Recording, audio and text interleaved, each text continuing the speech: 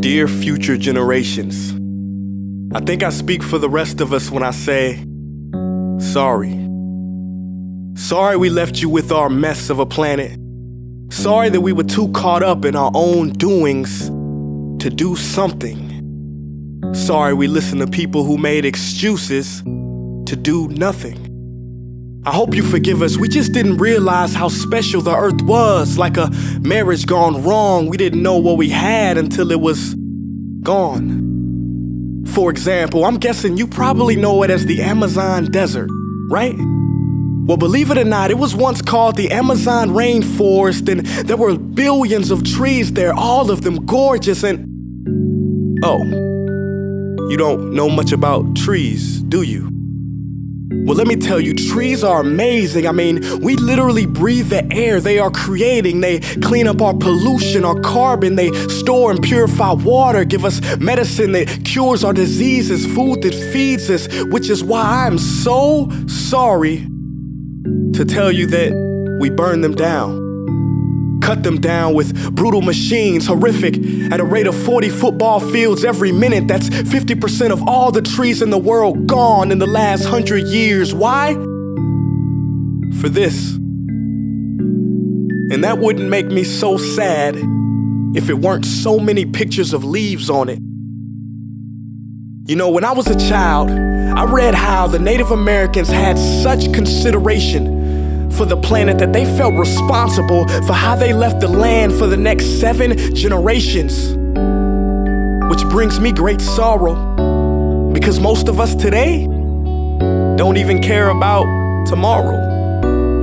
So I'm sorry. I'm sorry that we put profit above people, greed above need, the rule of gold above the golden rule. I'm sorry we use nature as a credit card with no spending limit, overdrafting animals to extinction, stealing your chance to ever see their uniqueness or become friends with them. Sorry we poison the ocean so much that you can't even swim in them. But most of all, I'm sorry about our mindset, 'cause we had the nerve to call this destruction progress. Hey Fox News, if you don't think climate change is a threat, I dare you to interview the thousands of homeless people in Bangladesh. See, while you were in your penthouse nestled, their homes were literally washed away beneath their feet due to rising sea levels.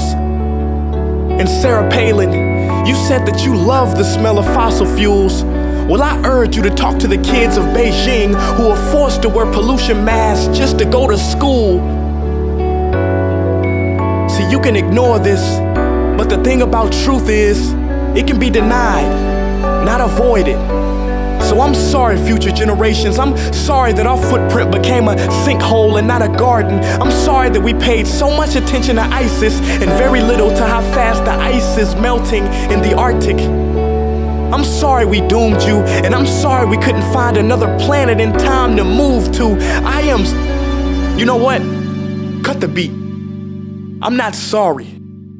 This future, I do not accept it, because an error does not become a mistake until you refuse to correct it.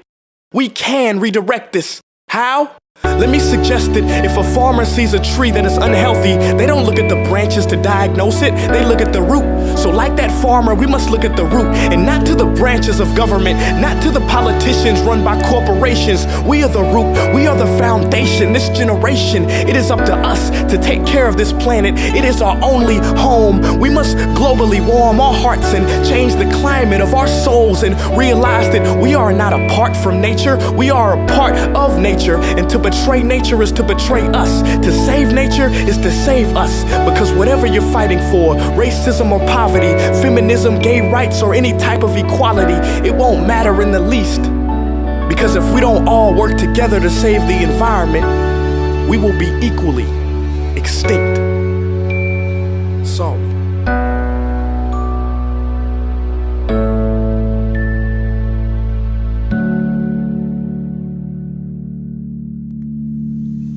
Hey guys, for the past several weeks, I've been here in Africa, the heart of Africa, witnessing the horrific destruction of the rainforest, which inspired me to write this piece. Why are forests being destroyed at such an enormous rate? For this. Today we live in a world where destroying trees makes you money. So what can we, normal people, do about it? One way to directly fight the destruction is to stand for trees. By standing for trees, not only can you save the lives of trees, help forest communities, and protect the rights of animals to live in their homes, but you will also balance the amount of pollution that you yourself give off with your everyday activities, making you a part of the solution and not the problem. This is the option that I chose. But whatever way that you choose to stand for trees, do it. Because a wise man once said, when the rivers are all dried up and the trees cut down, man will then realize that he will not be able to eat money.